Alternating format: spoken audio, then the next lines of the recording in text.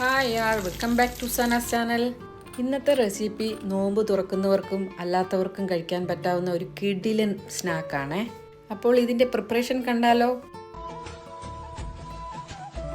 ആദ്യം ഈ രുചികരമായ സ്നാക്സിന് വേണ്ടിയിട്ടുള്ള ഫില്ലിങ്സ് തയ്യാറാക്കാം. ഇതിലേക്കായിട്ടൊരു പാൻ സ്റ്റവിൽ വെച്ച് കൊടുത്ത് 2 ടേബിൾ സ്പൂൺ ഓയിൽ ഒഴിച്ചിട്ടുണ്ട്. ഇതിലേക്ക് 2 വലിയ സവാള നീളത്തിലരിഞ്ഞതും 3 പച്ചമുളകിൻ്റെ കഷ്ണങ്ങളും 1 കഷ്ണം ഇഞ്ചി കൊത്തിയരിഞ്ഞതും കുറച്ച് ക്യാപ്സിക്കത്തിൻ്റെ കഷ്ണങ്ങളും ചേർത്ത് കൊടുത്ത് 3-4 മിനിറ്റ് ഒന്ന് വഴറ്റിയെടുക്കാം. കൂടുതൽ വഴണ്ട് വരേണ്ട ആവശ്യമൊന്നുമില്ല. ആവശ്യത്തിന് വഴന്നു വന്നു. ഇനി ഇതിലേക്ക് കുറച്ച് മസാലപ്പൊടികൾ ചേർത്ത് കൊടുക്കാനുണ്ട്. ആദ്യം 1.5 സ്പൂൺ മുളക് പൊടി, ഇത് കാശ്മീർ മുളക് പൊടിയും മിക്സ് ചെയ്തതാണ്. ഇനി 1/2 സ്പൂൺ ചിക്കൻ മസാല അല്ലെങ്കിൽ ഗരം മസാല, 1/4 സ്പൂൺ ജീരകപ്പൊടി, 1/4 സ്പൂൺ മഞ്ഞൾപ്പൊടി, ആവശ്യത്തിന് ഉപ്പും ചേർത്ത് കൊടുത്ത് മസാലപ്പൊടിയൊക്കെ നന്നായിട്ട് മൂത്ത മണം വരുന്നവരെ വഴറ്റിയെടുക്കാം. ഇതാ ഇവിടെ പാകത്തിന് തന്നെ വഴന്ന് കിട്ടിയിട്ടുണ്ട്. ഇനി ഇതിലേക്ക് നേരത്തെ വേവിച്ച് ഉടച്ചു വെച്ച ഉരുളക്കിഴങ്ങ് കൂടി ചേർത്ത് കൊടുക്കണം. എന്നിട്ട് ഇതെല്ലാം കൂടെ നന്നായിട്ട് മിക്സ് ചെയ്തെടുക്കണം. 2 മീഡിയം സൈസിലുള്ള ഉരുളക്കിഴങ്ങാണ് ഇതിലേക്ക് ചേർത്ത് കൊടുത്തത്. ഇവിടെ ഉരുളക്കിഴങ്ങ് നന്നായിട്ട് മിക്സ് ചെയ്തെടുത്തിട്ടുണ്ട്. ഇതിലേക്ക് ചേർക്കേണ്ട ഒരു കൂട്ട് ഞാൻ വിട്ടുപോയി, അതിപ്പോൾ ചേർത്ത് കൊടുക്കുന്നു. ചെറുതായിട്ട് നുറുക്കിയ മല്ലിയിലയാണ്. ഇത് ഉരുളക്കിഴങ്ങ് മിക്സ് ചെയ്യുന്ന സമയത്ത് ചേർക്കേണ്ടതായിരുന്നു. ഇവിടെ നന്നായിട്ട് മിക്സിങ് റെഡി ആയിട്ടുണ്ട്. ഇനി അടുത്ത പ്രോസസ്സിലേക്ക് കിടക്കാം. ഇനി മൈദ പേസ്റ്റ് ഉണ്ടാക്കണം. ഇതിലേക്കായിട്ട് 3 ടേബിൾ സ്പൂൺ മൈദ എടുത്തിട്ടുണ്ട്. ഇത് കോട്ടിങ്ങിന് വേണ്ടിയിട്ടാണ്. കുറച്ച് വെള്ളം ഒഴിച്ചു കൊടുത്ത് തീരെ കട്ടിയും തീരെ ലൂസും ആകാൻ പാടില്ല. ലംസ് ഒന്നുമില്ലാതെ നന്നായിട്ട് മിക്സ് ചെയ്തെടുക്കണം. ഇവിടെ പാകത്തിന് മിക്സാക്കി കിട്ടിയിട്ടുണ്ട്. ഇതിവിടെ ഇരിക്കട്ടെ. ഇനി കുറച്ച് ബ്രെഡ് സ്ലൈസസ് എടുക്കാം. ഇവിടെ 6-7 ബ്രെഡ് എടുത്തിട്ടുണ്ട്. വലിയ ബ്രെഡ് വേണം എടുക്കേണ്ടത്. തീരെ ചെറിയത് ശരിയാവില്ല.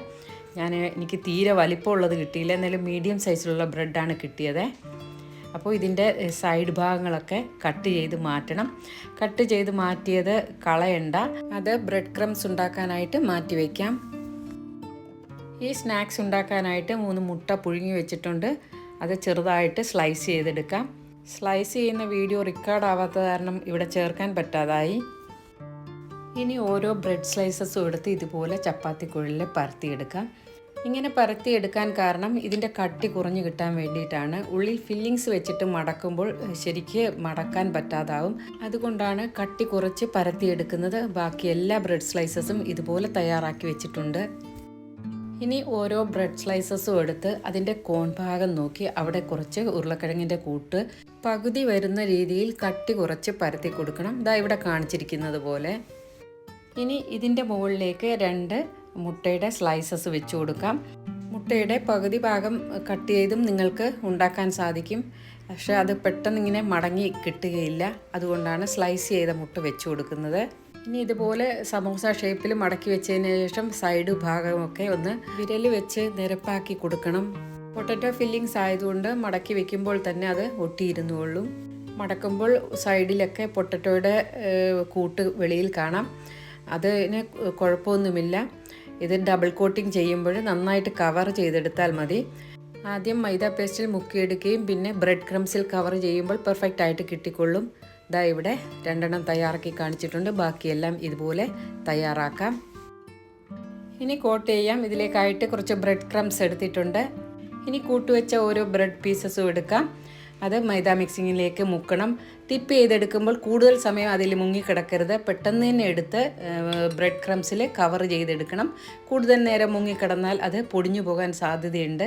വീഡിയോ കണ്ടുകൊണ്ടിരിക്കുന്നവരോട് എപ്പോഴും പറയുന്ന പോലെ ഓർമ്മിപ്പിക്കുകയാണ്, നിങ്ങൾക്ക് ഈ വീഡിയോ ഇഷ്ടപ്പെടുകയാണെങ്കിൽ ഒരു ലൈക്ക് തരാൻ മറക്കരുത്. അതുപോലെ നിങ്ങളുടെ പ്രിയപ്പെട്ടവർക്ക് ഈ വീഡിയോ ഷെയർ ചെയ്ത് കൊടുക്കുകയും വേണം. പിന്നെ ഹൈപ്പ് എന്ന ഓപ്ഷനുണ്ട്, അതും ഒന്ന് ചെയ്തു തരണം. ഇവിടെ നന്നായിട്ട് ബ്രെഡ് ക്രംസ് കോട്ട് ചെയ്തെടുത്തിട്ടുണ്ട്. ഇനി ബാക്കിയെല്ലാം ഇതുപോലെ തന്നെ തയ്യാറാക്കി വെക്കാം. ഇനി ഫ്രൈ ചെയ്യാം. ഇതിലേക്കായിട്ട് ഞാൻ സൺഫ്ലവർ ഓയിലാണ് എടുത്തത്. ഹൈ ഫ്ലെയിമിൽ വെച്ചതിന് ശേഷം ലോ ഫ്ലെയിമിലേക്ക് മാറ്റി ഓരോ ബ്രെഡ് പീസസും ഇതിലേക്ക് ഇട്ട് കൊടുക്കാം. ഉള്ളിലുള്ളതെല്ലാം നേരത്തെ വേവിച്ചെടുത്തത് കാരണം കൂടുതൽ നേരം ഫ്രൈ ചെയ്യേണ്ട ആവശ്യമില്ല. ഒരു 3 മിനിറ്റ് കഴിയുമ്പോഴത്തേക്കും ഓരോന്നും തിരിച്ചിട്ട് കൊടുത്തതിന് ശേഷം പിന്നൊന്ന് മറിച്ചിട്ട് കൊടുക്കുക. അതിനുശേഷം ഫ്രൈ ചെയ്തെടുത്ത് മാറ്റാം. ഡബിൾ കോട്ടിങ് ചെയ്യുമ്പോൾ ബ്രെഡ് പീസസ് ശരിയായിട്ട് കവർ ചെയ്ത് വന്നില്ലെങ്കിൽ ഇങ്ങനെ ഒരു സൈഡിൽ നിന്ന് ഇങ്ങനെ പൊട്ടിപ്പോവാൻ സാധ്യതയുണ്ട്. ഇത് ഇവിടെ എനിക്ക് ഒരു പീസിൽ അങ്ങനെ പറ്റി. ഇവിടെ ഫ്രൈ ചെയ്യാനിട്ടത് ഓരോന്നും പാകമായിട്ടുണ്ട്. ഇനി പാനിൽ നിന്ന് മാറ്റി കൊടുക്കാം. സമോസയുടെ ഫില്ലിങ്സാണ് ഇതിൽ വെച്ചത്. അതോടൊപ്പം മുട്ട സ്ലൈസ് ചെയ്തും ചേർത്ത് കൊടുത്തു.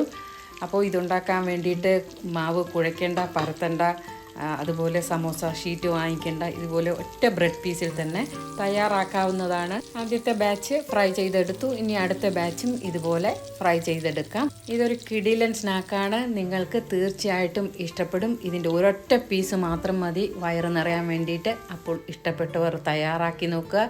അതുപോലെ എൻ്റെ ചാനൽ പുതുതായിട്ട് ആരെങ്കിലും കാണുന്നുണ്ടെങ്കിൽ നിങ്ങളുടെ സപ്പോർട്ടും ഞാൻ പ്രതീക്ഷിക്കുന്നു. അപ്പോൾ ഇനിയൊരു പുതിയ വീഡിയോ വരുന്നവർ എല്ലാവരോടും സ്നേഹത്തോടെ ബൈ.